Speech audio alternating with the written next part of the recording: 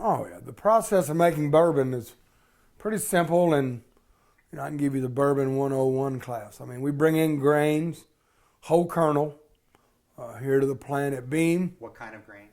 We use corn, rye, and malted barley. That's our three grains. We bring them in here to the plant. We grind those grains. We put them in a mash cooker, which is similar to a pressure cooker that holds 10,000 gallons. We cook the grains, or mash it as we call it. During this mashing or cooking process, we are converting the starches in those grains to sugar. We take the mash, cool it down, add the yeast. The yeast that we use here at Jim Beam was started by my great-grandfather Jim Beam right after Prohibition.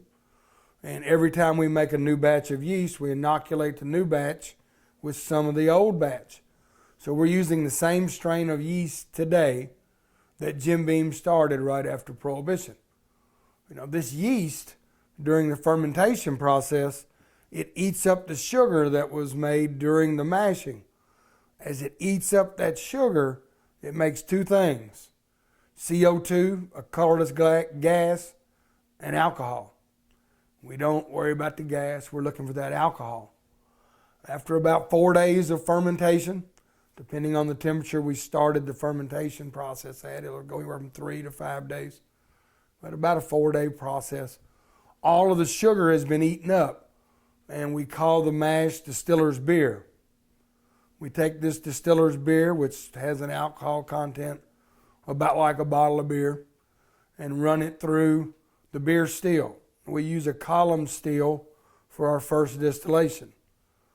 A column still, you feed the beer in it's shaped like a silo. It's a cylinder. Ours is about 60 feet tall. You feed the beer in about 2/3 of the way up the still. The still is built with dikes and weirs and plates to where the beer stair steps its way down through the still. As it comes down through the still, we're heating it up with steam. As we heat that beer up, the alcohol turns into a vapor. The vapors go out the top. We catch those vapors, condense them back into a liquid. That's called the White Dog. That's the new whiskey.